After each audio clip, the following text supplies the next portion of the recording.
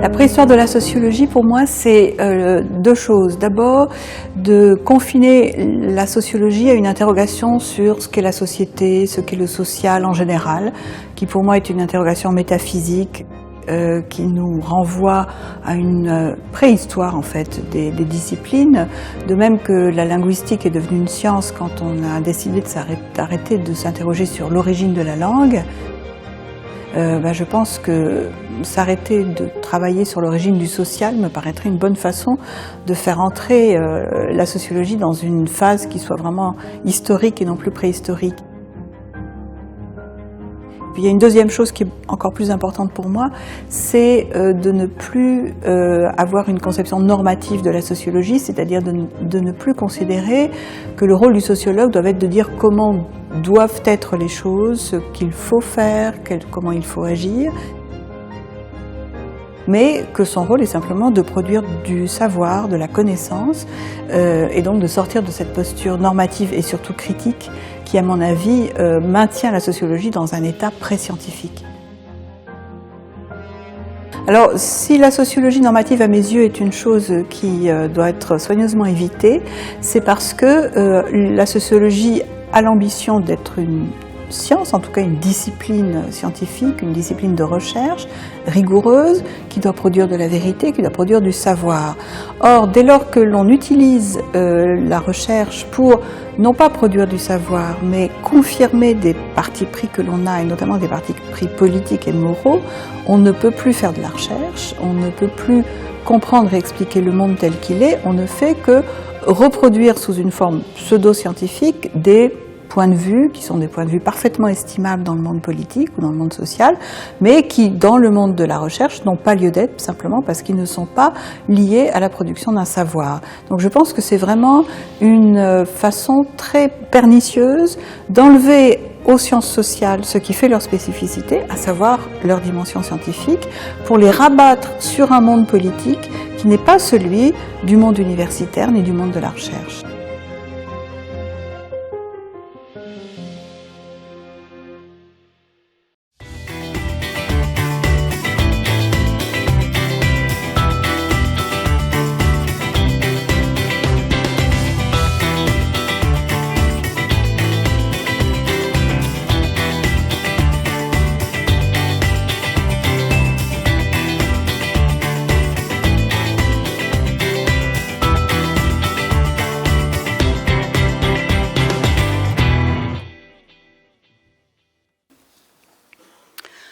Tout est socialement construit.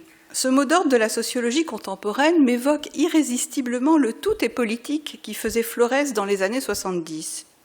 Il avait pour effet de sidérer l'interlocuteur et de bloquer immédiatement la pensée en interdisant de se demander ce que peut bien signifier dans ces conditions le mot politique et s'il n'y a quand même pas une gradation entre le plus ou moins politique, entre ce qui le serait entièrement et pour tous et ce qui le serait partiellement et seulement aux yeux de quelques-uns.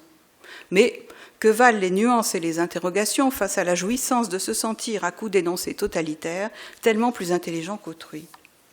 Après une génération de déniaisement sociologique, le socialement construit a pris la place du politique dans le palmarès des empêcheurs de penser, oscillant entre le lieu commun d'un côté, car qu'est-ce qui dans l'expérience humaine échapperait à la dimension sociale, ne serait-ce qu'à travers le langage, et la niaiserie de l'autre, car tout n'est pas socialement construit au même titre. Par exemple, les pulsions et les émotions le sont sans doute un peu moins que le raisonnement probabiliste ou le calcul du PIB.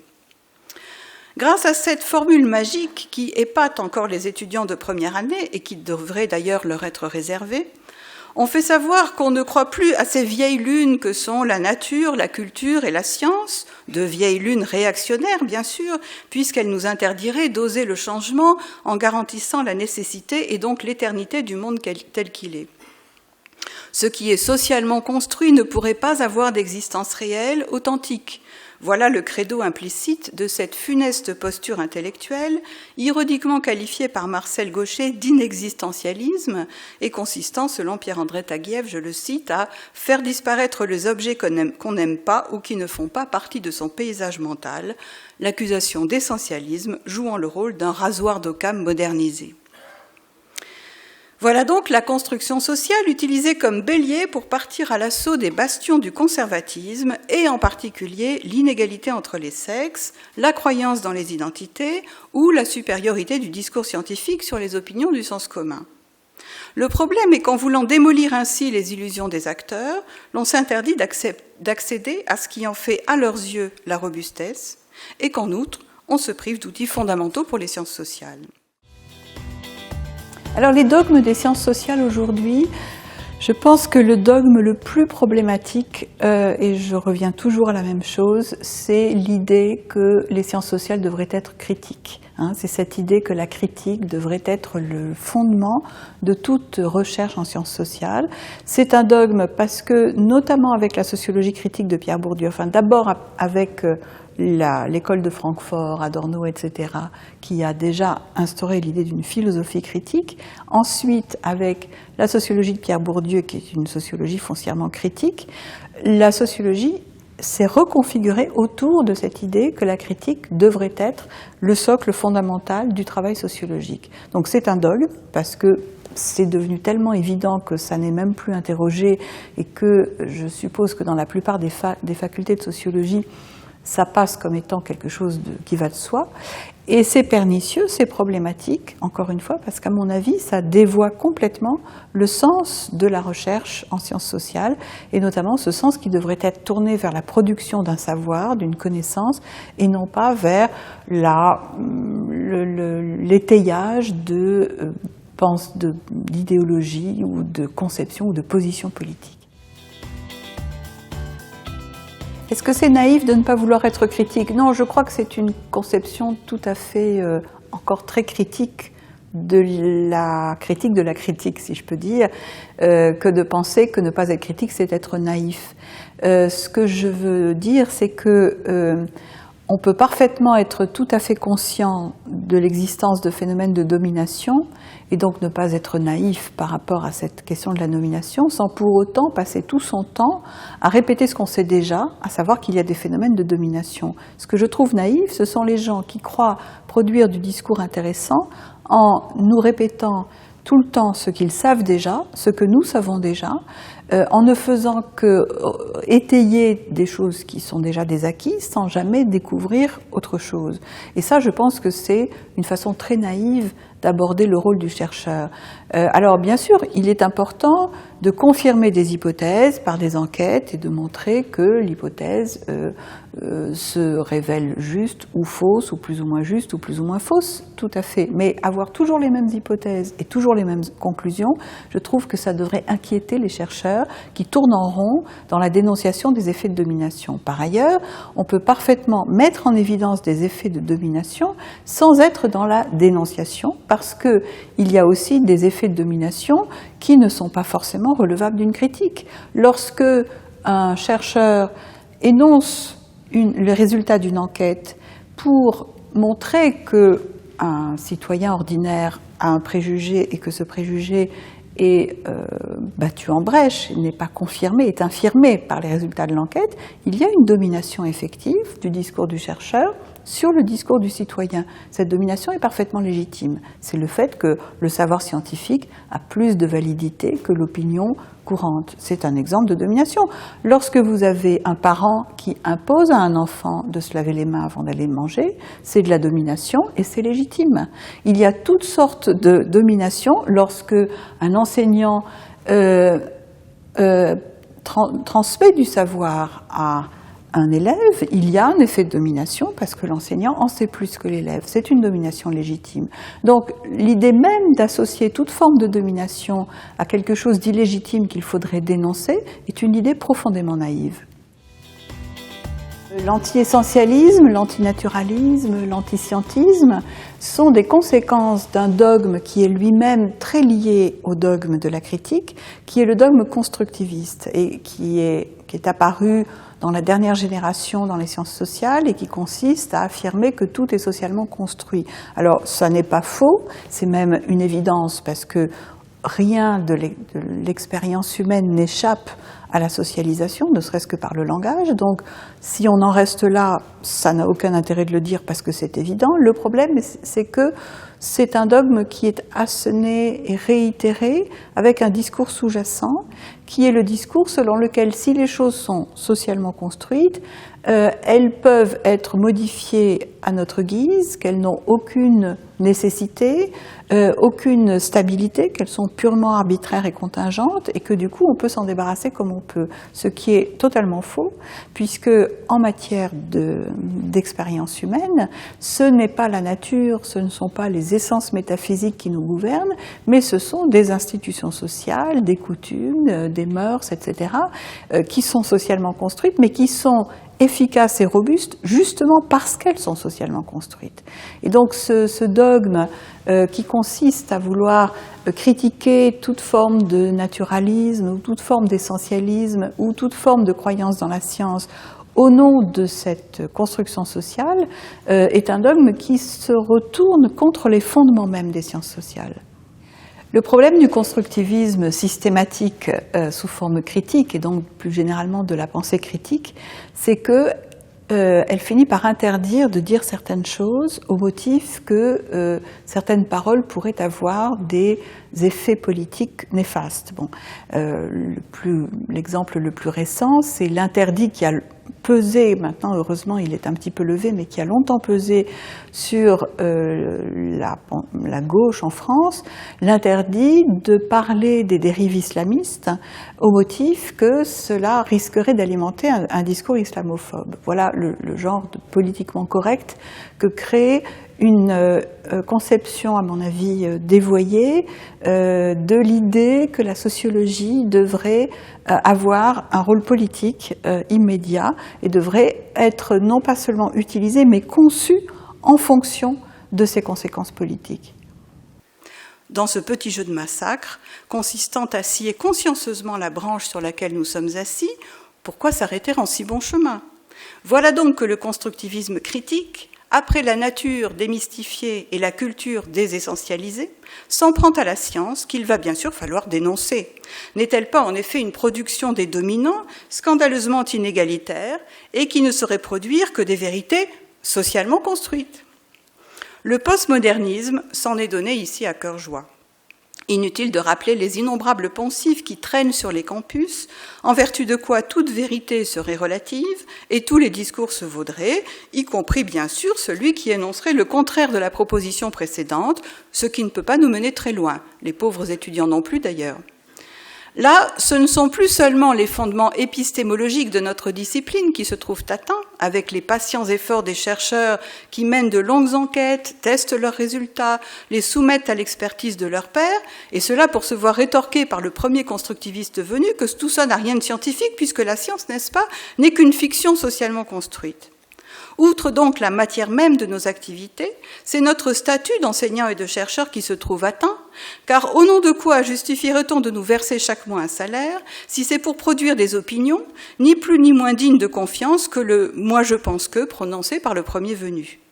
Alors de grâce, chers confrères qui seriez tentés de donner encore dans cette mode intellectuelle aussi encombrante et surannée que les crinolines de nos aïeuls, votre constructivisme critique, cultivez-le si vraiment vous y tenez, mais en silence. Ne mêlez pas l'ensemble de notre communauté à ces bêtises. Il y a beaucoup de problèmes avec les discours sur le genre, mais un des problèmes que j'ai essayé de pointer, c'est que une partie des féministes, pas toutes, une partie des spécialistes du genre, utilisent l'argument du socialement construit, la différence des sexes est socialement construite, pour dénaturaliser tout ce qui relève de cette différence des sexes, et du même coup s'imaginer que dès lors que l'on affirme que tout ce qui relève de cette différence des sexes n'est pas naturel, on pourrait en faire ce qu'on voudrait et que donc on pourrait mettre fin sans problème à toutes les inégalités. Bon, autant le combat militant féministe contre les inégalités sexistes me paraît absolument fondamental et important, et je pense qu'il faut le mener, mais il ne faut pas le mener dans le domaine de la production de savoir ou de recherche, il faut le mener dans le domaine militant. Utiliser l'argument du socialement construit pour donner des arguments à la lutte antisexiste, c'est se tromper d'outils. Le véritable outil pour la lutte antisexiste, c'est la valeur d'égalité ou d'équité. C'est pas la question de la nature. Et ce que ne comprennent pas ceux qui utilisent l'argument de la nature, c'est que ça n'est pas la nature, encore une fois, qui nous fournit nos cadres de référence en tant qu'humains, ce sont les institutions sociales, ce sont les valeurs, les habitudes, le droit, etc., etc. Et donc c'est là-dessus qu'il faut agir, et ça n'est pas parce qu'on dira que la différence des sexes est socialement construite que l'on se donnera le moindre outil que ce soit pour lutter contre les inégalités sexistes.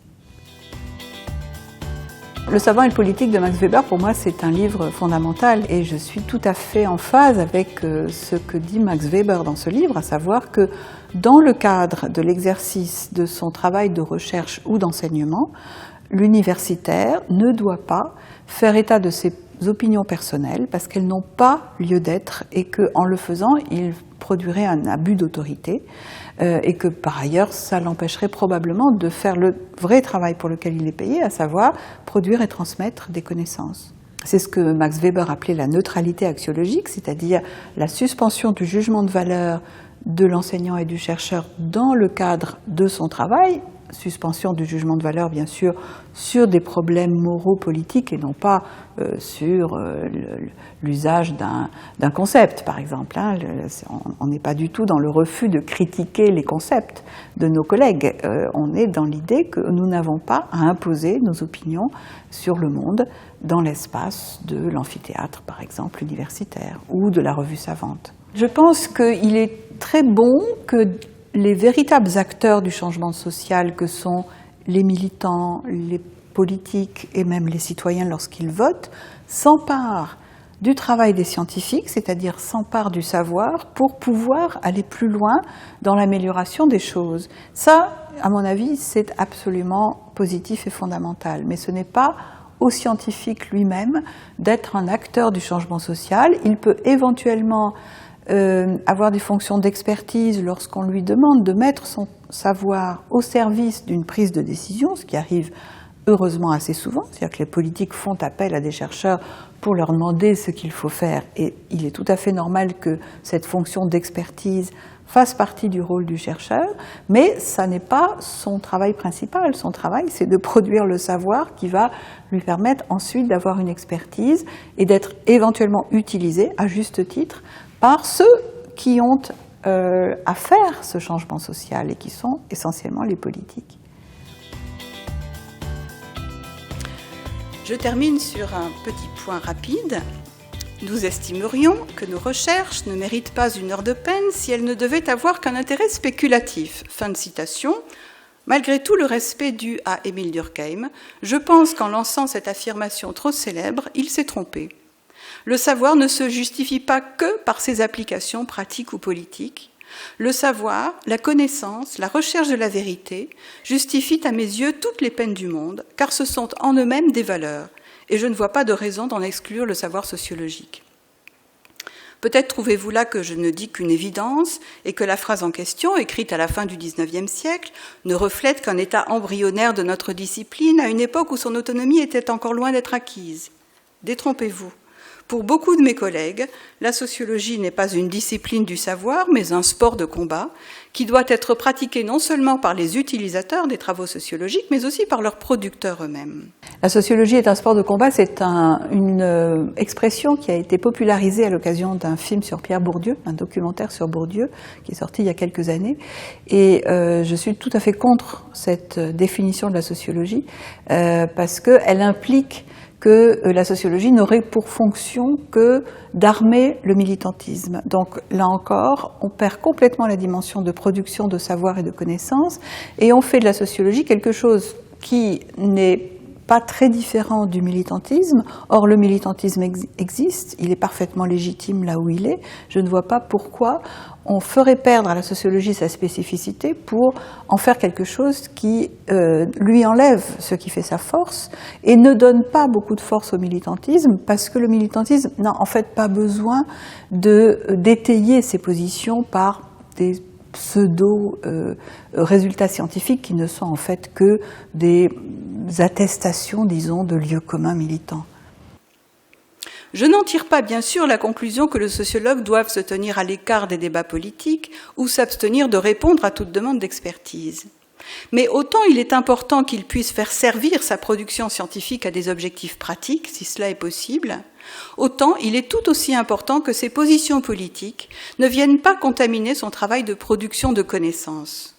Or, c'est précisément ce que fait le constructivisme normatif, bras armé de la posture critique, qui ne cherche à démystifier les illusions des acteurs que pour repeindre aux couleurs d'une pseudo-science des opinions politiques qui n'ont pourtant pas besoin pour se défendre de ces appuis douteux. L'expérience nous montre qu'il n'est pas de production intellectuelle plus médiocre et plus vite périssable qu'une idéologie déguisée en acquis scientifiques. Et c'est aussi sur le plan politique une activité le plus souvent stérile, car réduite aux rodomontades de campus. Voilà pourquoi, en résumé, la posture normative, et notamment sa forme la plus doxale aujourd'hui qu'est la posture critique, me paraît la principale cause d'éclatement de la sociologie et de son embourbement dans un état préhistorique des sciences sociales. Et donc, pour sortir la sociologie de sa préhistoire, sortons de la normativité. Le sociologue n'a pas à parler à la place des acteurs, ni à leur dire comment doit être le monde. Le rôle du sociologue est de leur dire comment est le monde, et c'est déjà une tâche suffisamment compliquée. Merci de votre attention.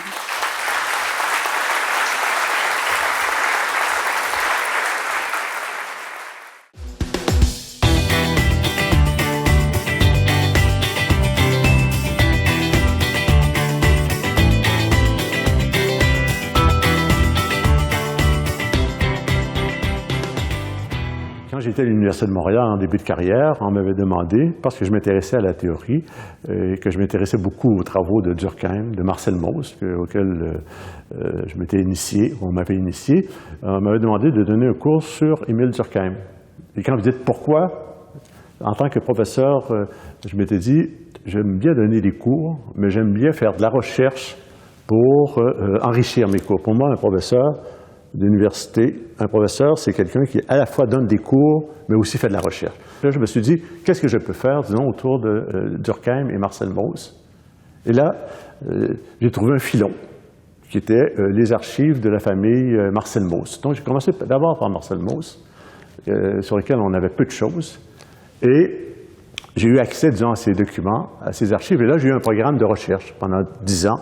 J'ai travaillé, j'ai interviewé des gens, j'ai fait une vraie enquête autour de Marcel Mauss, tout en donnant, disons, mes cours. Et une fois que j'ai fait l'ouvrage de Marcel Mauss, mon éditeur a dit, bon, maintenant, attaquez-vous à l'oncle, qui est vraiment le fondateur de la sociologie, qui est Émile Durkheim. Donc, le pourquoi renvoie aussi, bon, à la fois à des concours de circonstances, mais aussi, j'aime bien, renvoie aussi au comment. C'est-à-dire, au fond, c'est bien beau se poser la question du comment, du pourquoi, mais je pense qu'il faut aussi se poser toujours immédiatement la question du comment. Et le comment, pour moi, était une plus grande motivation, qui était de dire, je fais une recherche, je fais une enquête, et je découvre, finalement, la vie de ces grands intellectuels de la fin du 19e, début du 20e. Parce que c'est des gens qui ont vécu, qui sont nés dans les années 1850 pour Durkheim, qui est mort en 1917, et Marcel Mauss est né en 1872, il est mort en 1950. Et j'avais quand même des personnes, par ailleurs, qui ont connu Marcel Mauss, dont mon professeur à l'Université de Montréal, qui était Marcel Rioux. Donc, vous voyez, quand même, il y a un ensemble, disons, de facteurs qui expliquent, disons, cette passion que j'ai eue de me lancer dans cette grande entreprise. Bien, déjà, comme sociologue, la théorie qu'il a élaboré, disons, se fondait sur ce qu'on appelait à cette époque-là, on l'appelle toujours le relativisme culturel. Je veux dire, au fond, à chaque société, sa culture. Ça veut dire que la culture varie, et même la morale, en fonction du type de société dans lequel on est. Il faut le mettre dans le contexte fin du 19e, même 18e, 19e, où on découvre l'autre. C'est-à-dire, c'est souvent les pays de l'Afrique, les pays de l'Amérique latine. Les anthropologues, finalement, découvrent les sociétés dites archaïques, et souvent on les voyait comme inférieures. Et Durkheim et Mauss diront, il n'y a pas de société, il n'y a pas de civilisation inférieure. Il n'y a que des sociétés et des civilisations différentes. Et je pense que ça amenait, disons, la sociologie à regarder l'ensemble et l'anthropologie, l'ensemble, disons, des sociétés avec une espèce d'ouverture à l'autre et de tolérance des différences. Je pense que ça t'amène à avoir cette position éthique de respect des différences culturelles. Je pense que ça, c'est un élément important. Il y avait aussi le contexte politique en France de l'affaire Dreyfus, qui était un officier de l'armée qui a été accusé de trahison et qui était en plus juif, d'avoir transmis des informations à l'Allemagne. Donc, vous voyez le contexte. Et pendant ce procès, il y aura la France qui se divisera entre ceux qui veulent que Dreyfus soit accusé, parce qu'on voulait sauver l'honneur de l'armée, et d'autres qui considèrent que Dreyfus est innocent. Et Durkheim, pas parce que Dreyfus est juif, et que Durkheim est juif, mais parce que c'est pour lui des questions de principe. Il considère finalement qu'un individu a le droit de se défendre, d'autant plus qu'il le croyait, disons, innocent. Donc, et il va participer à la mise sur pied d'une ligue de défense des droits de l'homme. Donc, vous voyez quand même Durkheim qui s'implique activement dans un mouvement de défense des droits des individus. Cette histoire, disons, de l'affaire Dreyfus a été mêlée finalement d'antisémitisme aussi. Et donc, on voit que sa position face à ces questions-là de racisme et d'antisémitisme est basée à la fois sur son relativisme culturel et aussi sur cette idée que dans nos sociétés contemporaines, un élément extrêmement important, c'est la défense des droits de l'individu.